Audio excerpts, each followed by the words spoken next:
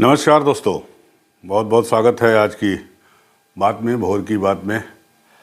8 बज चुके हैं, 2-4 मिनट ऊपर हो गए हैं और अगले आधे घंटे तक मैं आपसे जुड़ा हुआ हूँ। उम्मीद करता हूँ कि आप लोग भी हमसे जुड़ गए होंगे।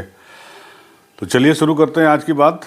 मैं हूँ अनूप श्रीवास्तव और आप देख रहे हैं मेरा channel, YouTube channel UP news 9 और Facebook page UP news 9 India. तो बात करते हैं बयानों से।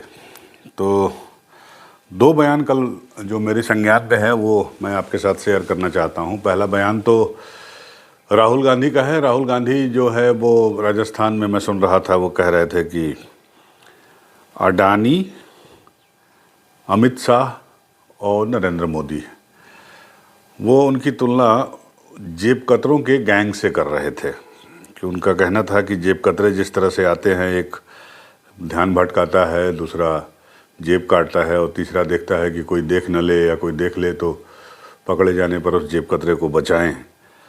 तो कुछ ऐसा ही कह के उन्होंने तुलना की जो है प्रधानमंत्री नरेंद्र मोदी, गृह मंत्री अमित शाह और संभवतः अडानी।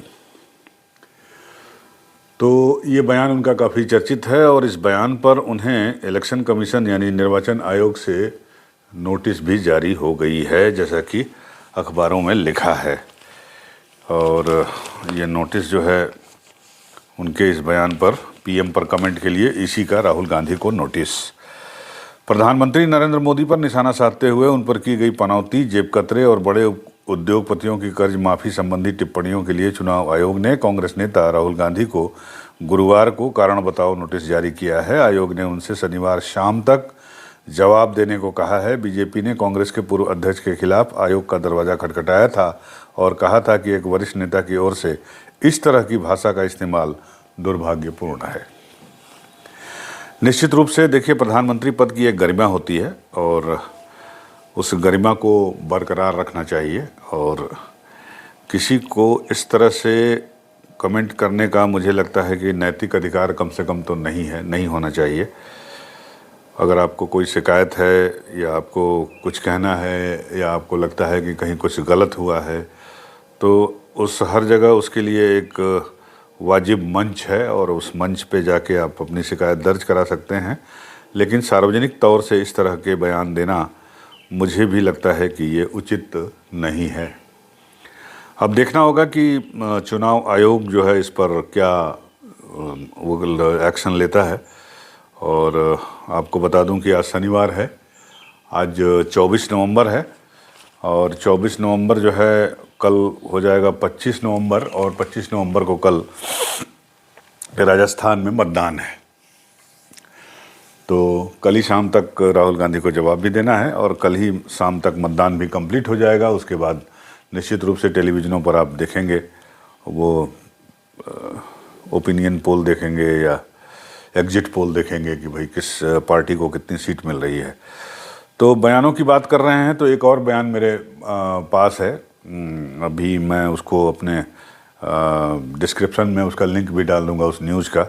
और ये बयान है हमारे उत्तर प्रदेश सरकार के मंत्री दयाशंकर मिश्र उर्फ दयालु गुरु, जो दयाशंकर मिश्र जो दयालु गुरु के नाम से फेमस हैं। मैं उनको आज से नहीं 20 साल से करीब जानता हूँ, 20-22 साल से। जब मैं बनारस में पहली बार पोस्ट हुआ था तब ये कांग्रेस में हुआ करते थे और कांग्रेस के बड़े ज़मीनी नेता माने जाते थे। जैसे अजय राय बनारस के नेता हैं, हालांकि वो पहले बीजेपी में थे, बाद में कांग्रेस में आए। लेकिन दयाशंकर मिश्र जो है वो पहले कांग्रेस में थे और बाद में जो है बीजेपी ज्वाइन किया। अभी मंत्री हैं, वो आयुष मंत्रालय देखते हैं वो। और वो कल गाजीपुर गए थे और गाजीपुर में उन्होंने एक बयान दे दिया स्वामी प्रसाद मौर्य के बारे में। स्वामी प्रसाद मौर्य आपको पता है पहले मंत्री रह चुके हैं और अभी समाजवादी पार्टी में हैं वो। तो देवी देवताओं पर और इसके अलावा जो है रामचरितमानस पर तमाम तरह की टिप्पणियां करते रहते हैं, जो इस तरह की टिप्पणियां करके, विवादास्पद टिप्पणी करके वो खुद भी विवादों में घिरे रहते हैं। तो उन्हीं के बारे में वहाँ एक मुझे लगता है मीडिया से बातचीत हो रही होगी मंत्री जी की, दयाशंकर मिश्रा जी की, और किसी ने सवाल पूछ लिया तो उन्होंने जो बयान दिया है वो भी काफ़ी विवादित हो चला है। और निश्चित रूप से जो है मुझे लगता है कि नहीं देना चाहिए। उन्होंने कहा कि स्वामी प्रसाद मौर्य के मुंह में बवासीर है। तो उनकी इस बयान पर मुझे एक ऋषि कपूर का फिल्म याद आ गई, जिसमें उन्होंने काफ़ी अच्छा अभिनय भी किया था, उनको अवार्ड भी मिला था। और उसमें भी उन्होंने एक डायलॉग बोला था कि किसी के माइंड में जो है, किसी की आलोचना करते हुए उन्होंने कहा कि उसके माइंड में पाइल्स है। वो इंग्लिश शब्द का प्रयोग किए थे उन्होंने। और दयाशंकर मिश्रा, दयालु मिश्रा जी ने जो है वो, दयालु गुरु ने हिंदी शब्द का इस्तेमाल किया कि स्वामी प्रसाद मौर्य के मुंह में बवासीर है। तो किस संदर्भ में कहा और क्या कहा, ये पूरा बयान मैं आपको अभी डिस्क्रिप्शन में अपने लिंक उस खबर का डाल दूंगा। यूपी न्यूज़ 9 पे है मेरे वो न्यूज़ कल के उसमें, तो आप उसको देख सकते हैं। लेकिन यहाँ भी मैं कहना चाहूँगा कि इस तरह के बयानों से परहेज किया जा सकता है। ऐसे बयान जो है एक तरह से व्यक्तिगत प्रहार हो सकते हैं, व्यक्तिगत कमेंट कहे जा सकते हैं। तो इस तरह के बयान ना ही दे कोई नेता तो अच्छा है, और समाज में इसका कोई बहुत बढ़िया संदेश नहीं जाता, चाहे कोई भी नेता हो, किसी पार्टी का हो, कांग्रेस का हो, बीजेपी का हो, समाजवादी पार्टी का हो, या कोई भी हो। आपको याद होगा अभी कुछ दिन पहले, 6-7-8 महीना पहले जो है वो समाजवादी पार्टी के सोशल मीडिया टीम और बीजेपी की सोशल मीडिया टीम के बीच में काफ़ी कुछ कहा सुना जाता रहा सोशल मीडिया पर, खासकर ट्विटर पे, अब तो एक्स हो गया है। तो उसको लेकर भी काफ़ी बवाल मचा था। उसमें भी भाषा की मर्यादा जो है वो नहीं रखी गई थी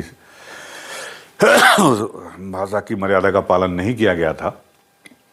और जो है, हालांकि बाद में जब बवाल मचा तो समाजवादी पार्टी ने अपनी पूरी सोशल मीडिया की टीम को चेंज कर दिया। हालांकि अब तो कुछ शांति है, लेकिन कल जो बयान दयाशंकर मिश्रा जी ने दिया, तो उससे मामला मुझे लगता है कि अभी और बढ़ेगा, विवाद बढ़ेगा, क्योंकि ये वीडियो जो है, ये उनका बयान वायरल भी हो रहा है तमाम उस पर।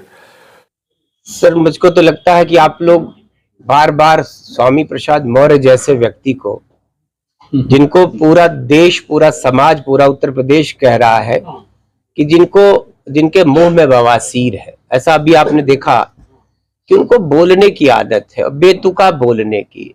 वो रामचरितमानस के रचयिता तुलसीदास जी की भी आलोचना कर सकते हैं। वो धर्म की लगातार आलोचना करते जा रहे हैं और समाज की नजरों से वो लगातार गिरते भी चले जा रहे हैं। इंसान जब गिरने की ठान लेता है तो उसको इस बात की परवाह नहीं रहती।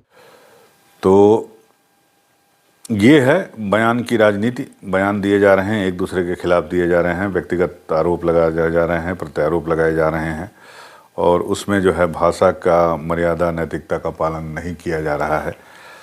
तो कहाँ पर जाके ये रुकेगा, बहरहाल अब तो वक्त बताएगा। ये एक्शन क्या लेगा निर्वाचन आयोग, ये तो देखने वाली बात होगी। कल शनिवार शाम तक है, क्या जवाब देते हैं राहुल गांधी, वो देखना होगा, दिलचस्प। और दूसरी बात की जो बात दयाशंकर मिश्र, दयालु गुरु ने कहा स्वामी प्रसाद मौर्य के बारे में, तो उस पर क्या स्वामी प्रसाद मौर्य का रिएक्शन आता है, ये भी देखने वाली बात होगी।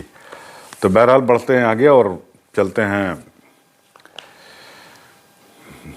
बात करते हैं मथुरा की, ब्रज की, जहां कल हमारे सीएम योगी और पीएम मोदी भी वहां मौजूद थे। कल गए और पीएम मोदी वहां काफ़ी देर तक रहे और उन्होंने कहा कि ब्रज की रज रज में राधा रानी, कण कण में श्री कृष्ण। पीएम मोदी का बयान है। उन्होंने ये भी कहा कि जो लोग भारत को उसके अतीत से काटना चाहते थे, वो आज़ादी के बाद भी गुलामी की मानसिकता नहीं त्याग पाए। उन्होंने ब्रज भूमि को विकास से वंचित रखा, लेकिन अब ऐसा नहीं होगा। तो मोदी जी ने कहा कि विश्व की सभी तीर्थ यात्राओं से जो लाभ होता है, उससे भी ज़्यादा लाभ अकेले मथुरा और ब्रज के दर्शन से मिल जाता है। मोदी गुरुवार को भगवान श्री कृष्ण की भक्त मीराबाई की 525वीं जयंती के मौके पर आयोजित मीराबाई जन्मोत्सव में भाग लेने मथुरा पहुंचे थे और उन्होंने श्री कृष्ण जन्मभूमि मंदिर में भी पूजा अर्चना की। एक सिक्का भी जारी किया उन्होंने उसके लिए, मीराबाई की याद में। तो अब लगता है कि ब्रज का भी विकास होगा, और ये कहा भी हमारे सीएम योगी साहब ने, ब्रज का विकास जो है अयोध्या काशी की तर्ज पर किया जाएगा। वो जैसे कॉरिडोर बना है, काशी विश्वनाथ कॉरिडोर बना है, और अब अयोध्या में जो मंदिर बन रहा है, मंदिर के बाहर जो कॉरिडोर बन रहा है, तो वैसा ही कुछ जो है अब वहाँ भी होने जा रहा है या होगा। आपको पता ही होगा, कल भी मैंने बताया था आपको कि कोर्ट से जो हिंड्रेंस था वो दूर हो गया है। कोर्ट ने अनुमति दे दी है या सहमति दे दी है। राज्य सरकार को कहा है कि वो बनाए, और लेकिन अपने पैसे से बनाए, मंदिर के ट्रस्ट के पैसे से उसका कोई मतलब नहीं होगा। तो 1000 करोड़ का करीब करीब बजट होगा इस कॉरिडोर को बनाने के लिए, बांके बिहारी के। तो देखना होगा कि उसमें केंद्र सरकार कितना मदद करती है और राज्य सरकार अपनी तरफ से कितना पैसा लगाती है। लेकिन ये बात तय है कि अगले 1-2 सालों में मथुरा का भी कायाकल्प हो जाएगा। ऑलरेडी हमारे सीएम योगी साहब ने जो है वो ब्रज विकास तीर्थ ट्रस्ट ऐसा कुछ परिषद बना दिया है, जैसे अयोध्या का बना है। तो मुझे लगता है ये परिषद काम कर रही है। बहुत सारे काम जो है शुरू भी हैं और बहुत सारे काम पाइपलाइन में हैं।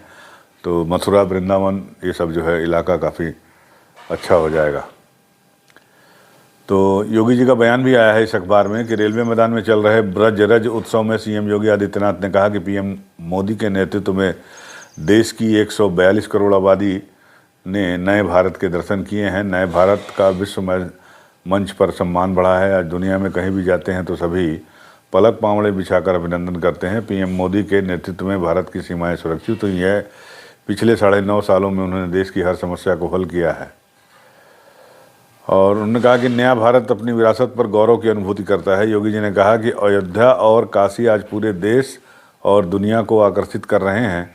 उत्तराखंड का केदारपुरी एक नए गौरव की अनुभूति करा रहा है। उन्होंने कहा कि हमारे ऋषि मुनियों की देन योग को पीएम मोदी ने दुनिया के 190 देशों तक पहुंचाया। आज योग से पूरी दुनिया लाभान्वित हो रही है। पीएम ने कुंभ को भी वैश्विक मान्यता दिलवाई है। तो ये है, अब देखिए क्या क्या होता है। तो एक खबर और है जो कि आईटी से जुड़ी है, और अश्वनी वैष्णव साहब जो हमारे केंद्रीय आईटी मंत्री हैं, उनका ये कहना है कि डीप फेक से निपटने के लिए कानून बनाएगी केंद्र सरकार। डीप फेक आपको पता ही है। डीप फेक वीडियो जो है, अभी एक रश्मिका मंदाना का वायरल हुआ था सोशल मीडिया पे, उसके बाद एक काजोल का वीडियो वायरल हुआ था। तो डीप फेक वीडियो ऐसा होता है कि आप पता नहीं कर सकते कि उसमें असली कौन है, नकली कौन है। बिल्कुल हूबहू जो है वो बना देते हैं। तो इसका काफ़ी दुरुपयोग हो सकता है और काफ़ी लोगों को बदनाम करने के लिए, खासकर महिला सेलिब्रिटीज़ जो हैं उनको बदनाम करने के लिए इसका सहारा लिया जा सकता है। वैसे ही लोग फ़ोटो वोटो डाल देते हैं, आपको पता ही है। तो G20 वर्चुअल सम्मेलन में पीएम नरेंद्र मोदी ने डीप फेक के खतरे पर चिंता भी जाहिर की थी। तो उसका संज्ञान लेते हुए केंद्रीय आईटी मंत्री अश्वनी वैष्णव ने गुरुवार को कहा कि सरकार इस पर नए नियम लाएगी। नए नियम पहले से मौजूद कानूनों में संशोधन के जरिए भी लाए जा सकते हैं या नया कानून बनाकर भी। इसके तहत डीप फेक बनाने वालों और उन्हें अपने प्लेटफॉर्म पर जगह देने वालों दोनों पर कार्रवाई हो सकेगी। अश्वनी वैष्णव जी ने गुरुवार को सोशल मीडिया कंपनियों के प्रतिनिधियों NASSCOM, NASSCOM और आर्टिफिशियल इंटेलिजेंस के प्रोफेसरों से मुलाकात की। बैठक के बाद उन्होंने कहा कि सोशल मीडिया कंपनियों ने डीप फेक पर कानून की ज़रूरत पर सहमति जताई है। सोशल मीडिया कंपनियों के साथ इस बात पर भी सहमति बनी है कि अगले 10 दिनों में इस मुद्दे पर कोई ठोस पहल दिखाई देगी। नए कानून में ऐसे वीडियो बनाने वाले यानी क्रिएटर और इन्हें अपने प्लेटफॉर्म पर जगह देने वाले यानी सोशल मीडिया प्लेटफॉर्म, इन दोनों की जवाबदेही तय की जाएगी। डीप फेक में आर्टिफिशियल इंटेलिजेंस का इस्तेमाल करके किसी तस्वीर या वीडियो में मौजूद शख्स की जगह किसी दूसरे को दिखा दिया जाता है। इसमें असली और नकली में अंतर करना बहुत मुश्किल होता है। हाल में कई कलाकारों को निशाना बनाने वाले डीप फेक वीडियो आए जिन पर लोगों ने नाराज़गी जाहिर की। तो बट नेचुरल है भाई, नाराज़गी तो जाहिर करेंगे ही लोग। तो आप जो है वो ऐसा मत करिए। कानून बन जाएगा तो शायद कुछ डरेंगे, लेकिन कानून का तोड़ भी तो लोग निकाल लेते हैं। अब वो लोगों से भी राय मांगेगी सरकार इस बारे में। वैष्णव जी ने बताया कि फिलहाल कोई ऐसी कई तकनीक मौजूद है जिससे ऑटोमेटिक तरीके से ये पता चल जाए कि कोई वीडियो डीप फेक है कि नहीं। सरकार सोशल मीडिया कंपनियों के संग दिसंबर के पहले हफ्ते में फिर बैठक करेगी और बहुत जल्द लोगों से राय मांग कर ये जानने की कोशिश भी करेगी कि डीप फेक को लेकर कानून बनाए जाने वाले इस कानून में क्या क्या शामिल किया जाना चाहिए। तो इस कानून में 4 पॉइंट हैं। ऐसे वीडियोस की पहचान करना, उन्हें आगे बढ़ने या वायरल होने से रोकना, ऐसे वीडियोस की जल्द रिपोर्टिंग के तरीके को मजबूत करना और साथ ही साथ लोगों में जागरूकता अभियान चलाना। तो इस 4 चीज़ों पर यह कानून डिपेंड करेगा। सज़ा भी देना तो होगा ही होगा। उन्होंने कहा कि डीप फेक पर लगाम लगाने के लिए हम नियमों को ड्राफ्ट करना शुरू कर रहे हैं। जल्द ही हमारे पास नए नियम भी होंगे। तो ये है, चुनाव प्रचार थम गया है राजस्थान में। आपको तो पता ही है, राजस्थान में विधानसभा चुनाव के लिए चुनाव प्रचार गुरुवार शाम थम गया। 25 नवंबर को राज्य में मतदान होगा। राज्य में कुल 200 सीटें हैं, जिसमें से 150 पर बीजेपी कांग्रेस के बीच सीधी लड़ाई मानी जा रही है। वोटों की गिनती 3 दिसंबर को होगी। जी साहब, अब देखिए क्या क्या होता है, कौन जीतता है कौन हारता है। राजस्थान कौन जीतेगा, कुछ बताइए भाई आप लोग। असल में दिक्कत यह है कि रिपोर्टिंग जो है वो फेयर नहीं हो रही है। जो जिसको जिताना चाह रहा है उसी हिसाब से वो रिपोर्टिंग भी कर रहा है, चाहे वो सोशल मीडिया पर रिपोर्टिंग हो रही हो, चाहे वो टेलीविज़न पे रिपोर्टिंग हो रही हो। तो उसी तरह के लोगों से बातचीत की जा रही है जो उसी उनके हिसाब से बोलें और एक्चुअल सिचुएशन क्या है इसके बारे में कोई कुछ बता नहीं रहा है। तो ये कहना बड़ा मुश्किल है कि क्या होगा, लेकिन एक बात ये तय है कि मोदी जी जब से मैदान में उतरे राजस्थान में, तब से फिज़ा थोड़ी बदल गई है और मामला अब जो है बराबरी का नेक टू नेक माना जा रहा है कि कुछ भी हो सकता है। बीजेपी भी आ सकती है और कांग्रेस भी आ सकती है दोबारा। तो ये चुनाव भी जो है गहलोत बनाम मोदी हो गया। मोदी, आपको पता ही है कि इस चुनाव में वसुंधरा को जो है शुरू में तो एकदम साइडलाइन कर दिया गया था, लेकिन बाद में फिर उन्हें मंच पे जगह देनी शुरू की गई। लेकिन ऐसा लगता है कि काफ़ी देर हो चुकी थी जब उनको दोबारा से इम्पोर्टेंस दी गई। और मोदी जी और अमित शाह और जेपी नड्डा ने जो है वो उन्होंने अपने चुनाव प्रचार की कमान संभाल ली।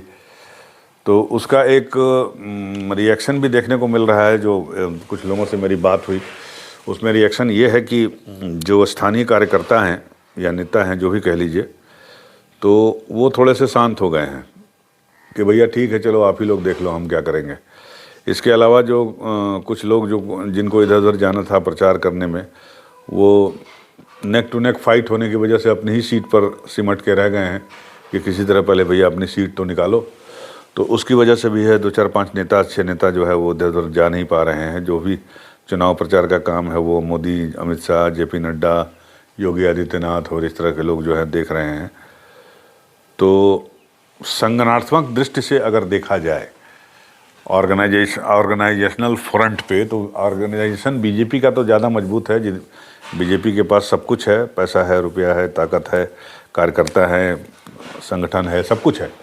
लेकिन जो बताने वाले बता रहे हैं उसके हिसाब से ये ऐसा लग रहा है कि जो ऊपर से सब कुछ जो डिसीजन हो रहा है या डिसाइड किया जा रहा है, उसकी वजह से थोड़ी सी निचले स्तर के कार्यकर्ताओं में वो उत्साह नहीं दिखाई दे रहा है।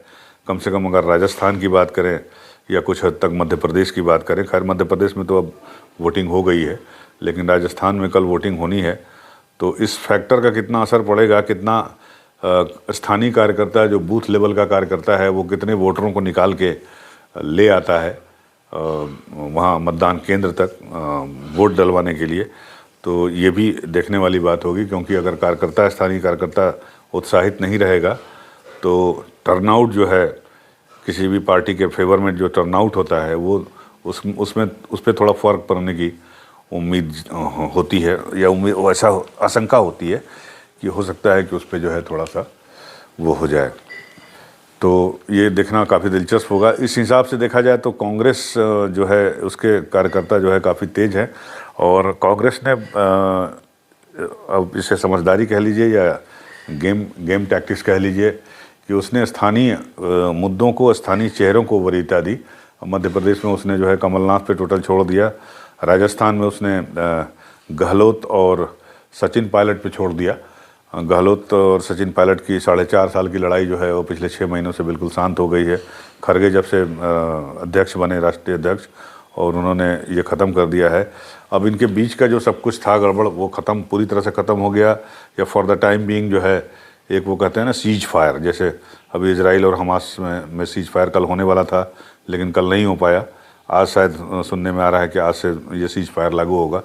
तो हो सकता है कि सचिन पायलट और अशोक गहलोत में सीज फायर हो गया हो फॉर द टाइम बीइंग, और दोनों ये चाह रहे हो कि रिज़ल्ट आ जाए, पहले देखा जाए रिज़ल्ट कैसा आता है, तो उसके बाद जो है वो कुछ करेंगे। उसके बाद उनका रुख जो है वो क्लियर होगा, क्योंकि नेता लोग जो होते हैं भाई उनके मुंह पे कुछ होता है, अंदर कुछ होता है, आप यू कांट इमेजिन, या आप पता नहीं लगा सकते कि भाई उसके मन में क्या चल रहा है। तो सचिन पायलट के मन में क्या चल रहा है या अशोक गहलोत के मन में क्या चल रहा है, ये कहना बड़ा मुश्किल है। और क्या चुनाव के परिणामों के आने के बाद जो है उन दोनों का जो सीज फायर है ये चलता रहेगा, मनभेद या मतभेद जो है, जो भी होगा आप कह लीजिए, मनभेद थे या मतभेद थे, जो भी थे वो ख़त्म हो गए, नहीं हो गए, तो ये तो रिज़ल्ट के बाद ही पता चल पाएगा 3 दिसंबर के बाद। लेकिन जो इस चुनाव प्रचार के दौरान फ़ोटोज़ देखने को मिली इन दोनों की, और कांग्रेस के जो प्रदेश अध्यक्ष हैं जोशी जी उनका, तो उससे ये लगा कि नहीं भाई सब ठीक ठाक है। अभी एक और वीडियो आपने देखा होगा, सोशल मीडिया पे वायरल हो रहा है, कल जो है अमित शाह की रैली थी कहीं राजस्थान में, और उसमें जो है वो बोलने जा रहे थे, तभी जो स्थानीय कैंडिडेट है बीजेपी का उसने धीरे से अमित शाह जी के कान में कहा कि भाई आप अशोक गहलोत और सचिन पायलट को गाली मत दीजिएगा, नहीं तो जनता यहाँ नाराज़ हो जाएगी। अब पता नहीं वो फेक वीडियो है कि सही वीडियो है, मुझे नहीं पता है, लेकिन वो चल रहा है सोशल मीडिया पर, मैंने अभी सुबह देखा था। तो एक तरह से जो है मतभेद जो है पूरी तरह से दफन कर दिया है, और इस तरह से ऑर्गेनाइजेशन लेवल पे जो है कांग्रेस मुझे लगता है कि थोड़ा सा बेहतर परफॉर्म कर रही है इस चुनाव में, चाहे वो मध्य प्रदेश की बात हो, चाहे वो राजस्थान की बात हो। राजस्थान में चूँकि स्थानीय चेहरा कोई नहीं है, कमल का फूल ही चेहरा है, ये मोदी जी ने शुरुआत में ही कह दिया था। तो अब लोग इस बार भी थोड़ा सा वो हैं कि भाई पता नहीं कौन जीत, अगर हम जीत भी गए, मान लीजिए बीजेपी जीत जाती है, तो सरकार मतलब मुख्यमंत्री कौन बनेगा ये तय नहीं है। तो किसके साथ जाएं, किसके साथ ना जाएं, ये भी एक थोड़ी सी उहापोह की स्थिति रहती है कार्यकर्ताओं के साथ। तो ये है, अब सवाल उठता है कि सीटें कितनी आएंगी। 200 सीटें हैं, पिछली बार तो जो है कांग्रेस को 100 सीटें आई थी और इनकी सीटें कम हो गई थी, और वोट परसेंटेज में 0.5% का अंतर था, 38-39 ऐसे ही कुछ था, 38% बीजेपी, 39% जो है कांग्रेस, और जो अंतर था वो 0.5-0.6% का था, वोटों का था, अंतर था, उसी पे ही जो है सरकार पलट गई थी, सीटें बढ़ गई थी। तो इस बार अगर ऐसा हुआ, मान लीजिए 9500 बीजेपी आ गई या 9500 कांग्रेस आ गई, तो उसमें फिर वो जोड़ तोड़ करना होगा, तब तो उसमें फिर देखना होगा कि कौन किधर से ताल ठोकता है, चाहे बीजेपी को सीट मिले तो और कांग्रेस को सीट मिले तो। हाँ, ये है कि 110, 115 सीटें, 120 सीटें अगर आ जाती हैं कांग्रेस को या फिर बीजेपी को, जैसा कि राजस्थान में होता आया है कि हर 5 साल पे सरकार बदल जाती है, तो उस स्थिति में फिर जो है वो एक कांग्रेस का तो निश्चित रूप से, अगर कांग्रेस को 110 से ऊपर सीटें आती हैं तो अशोक गहलोत जो है निर्विवाद रूप से मुख्यमंत्री पद के दावेदार होंगे, और अगर बीजेपी में 110 से ऊपर सीटें आती हैं तो निश्चित रूप से फिर वो आला कमान या हाई कमान कह लीजिए, या जेपी नड्डा जी को कह लीजिए, अमित शाह जी को कह लीजिए, मोदी जी को कह लीजिए, ये जिसको चाहेंगे उसको आराम से बिठा देंगे, भाई ये तुम्हारा मुख्यमंत्री कैंडिडेट है। लेकिन अगर 100 से सीटें कम आती है, चाहे बीजेपी को चाहे कांग्रेस को, तो उसके बाद थोड़ी सी उथल पुथल देखने को मुझे लगता है कि मिल सकता है। अब 5 साल वाला जो फैक्टर है राजस्थान में, उसमें ये था कि पहले क्या था कि वसुंधरा बनाम अशोक गहलोत होता था, तो उसमें होता था कि भाई 5 साल तू राज किया, 5 साल मैं करूँगा। तो लेकिन इस बार ऐसा नहीं है, अशोक गहलोत बनाम, ये अगर देखा जाए एक तरह से तो अशोक गहलोत बनाम मोदी हो गया है। ये इसमें लिखा भी है, एनबीटी के लेंस एक वो है खबर है कि गहलोत बनाम मोदी बना चुनाव। राजस्थान में होने वाला चुनाव आखिर तक अशोक गहलोत बनाम नरेंद्र मोदी होता नजर आ रहा है। कांग्रेस का प्रचार अंतिम दौर में पूरी तरह से गहलोत सरकार की कल्याणकारी योजनाओं पर केंद्रित हो गया है। इस फीडबैक के बाद कि राजस्थान में लोकल लेवल पर विधायकों के खिलाफ एंटी इनकम्बेंसी है और गहलोत के प्रति सहानुभूति है, सीएम गहलोत ने यहाँ तक कह दिया कि राज्य की सभी 200 विधानसभा सीटों पर जनता उन्हें ही अपना उम्मीदवार मान ले। उधर बिना सीएम चेहरे के उतरी बीजेपी ने अपनी उम्मीद पूरी तरह से पीएम नरेंद्र मोदी पर केंद्रित रखी है। गहलोत पर सीधा हमला खुद मोदी कर रहे हैं। गहलोत भी इन तमाम आरोपों का जवाब दे रहे हैं। गहलोत बनाम मोदी का पिच दोनों राजनीतिक दलों को भी जंच रहा है, मतलब अच्छा लग रहा है। हालांकि इसमें किसकी रणनीति अधिक कारगर रही, ये तो 3 दिसंबर को ही पता चलेगा। तो बात तो सही भी है कि एक तरह से देखा जाए तो ये मोदी बनाम राहुल नहीं है राजस्थान में चुनाव, मोदी बनाम गहलोत है, या गहलोत बनाम मोदी कह लीजिए आप। तो अब इसमें लिखा है, पूनम पांडे की रिपोर्ट है, ग्राउंड रिपोर्ट है राजस्थान के जयपुर से। इसमें लिखा हुआ है नवा टाइम्स में कि राजस्थान में पिछले कुछ दशकों से हर चुनाव में सरकार बदलने के सियासी रिवाज के इस बार भी कायम रहने की बात तो लोग कर रहे हैं, लेकिन बदलाव की कोई लहर नहीं दिखती, नहीं किसी पार्टी की हवा है। लोग अपने विधायकों से तो खफा है, मगर मौजूदा सीएम अशोक गहलोत के खिलाफ नाराजगी नहीं दिखाई दे रही है।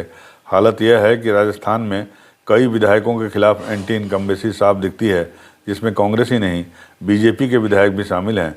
लेकिन जिन इलाकों में जो भी लोग विधायकों से नाराजगी जाहिर कर रहे हैं, वो ये भी खुलकर कह रहे हैं कि उन्हें सीएम से कोई दिक्कत नहीं है। आपको मालूम ही है कि राजस्थान विधानसभा चुनाव के लिए 25 नवंबर को वोटिंग होनी है। तो अब इसमें लिख रहा है कि कांग्रेस ने अपने 100 में से 17 विधायकों का टिकट काट दिया। कहा जा रहा है कि कांग्रेस हाईकमान तो कम से कम 50 विधायकों के टिकट काटना चाहता था, लेकिन अशोक गहलोत ने उनकी नहीं सुनी। बीजेपी और कांग्रेस दोनों ही पार्टी के करीब करीब 30-30 बागी भी चुनाव मैदान में हैं। हालांकि कांग्रेस के बागी उतने मजबूत नहीं दिखते जितने बीजेपी के हैं, और बीजेपी के बागी कई जगह बीजेपी उम्मीदवार से ज़्यादा मजबूत स्थिति में दिख रहे हैं। राज्य में किसानों के बीच बिजली बड़ा मुद्दा है। किसान कहते हैं कि कर्ज माफ़ी का कुछ फ़ायदा उन्हें ज़रूर मिला है, लेकिन दिन के समय बिजली न आने से दिक्कत बढ़ी है। उन्होंने दिक्कतें तो बताई, लेकिन वे नाखुश नज़र नहीं आए। ये कहना है पूनम पांडे, ये जो रिपोर्टर है इसकी। तो बहरहाल स्थिति काफ़ी दिलचस्प है और देखते हैं कि क्या होगा। उधर तेलंगाना में भी इसके बाद चुनाव होगा, और मेरे ख्याल से 27 या 28 को वहाँ पे भी वोटिंग है, 29 को। और तेलंगाना की कपड़ा नगरी में भी बुनकरों के हाथ में ही हार जीत का ताना बाना है। इसमें लिख रहा है कि लहर केटीआर के लिए दिख रही है। कुछ लोग कह रहे हैं कि कांग्रेस भी चमत्कार कर सकती है तेलंगाना में। तो क्या होता है देखिए।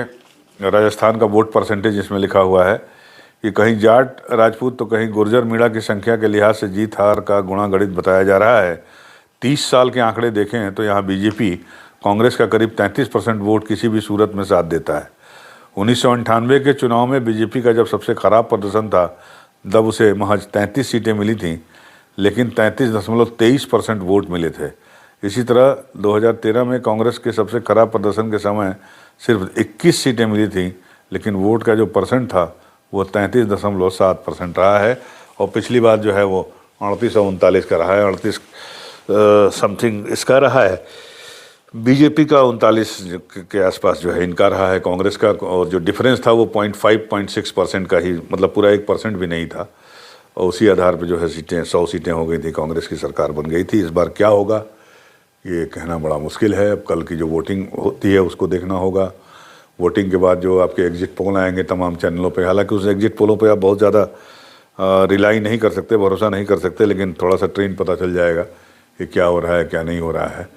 तो इंतज़ार है हमें भी कल तक का। कल जब वोटिंग शुरू होगी और आपको भी है, और उसके बाद जो एग्जिट पोल वगैरह आएंगे, ओपिनियन पोल आएंगे, वो भी हम देखेंगे, आप भी देखेंगे, हम भी आपके साथ शेयर करेंगे उसके साथ कि क्या कहना है इन तमाम एग्जिट पोल के जो वो हैं आयोजक हैं। तो आज की इस वीडियो में बस इतना ही। अगर आपको हमारा वीडियो पसंद आता है तो हमारे चैनल को ज़रूर लाइक करें, सब्सक्राइब करें। आप लोग चैनल देखते हैं, कभी कभी ये संख्या हज़ारों में पहुंच जाती है, लेकिन आप लोग लाइक सब्सक्राइब नहीं करते हैं। तो आपसे विनम्र निवेदन है कि हमारे चैनल को लाइक कर दें। मिलते हैं आपसे अगले वीडियो में, तब तक के लिए नमस्कार।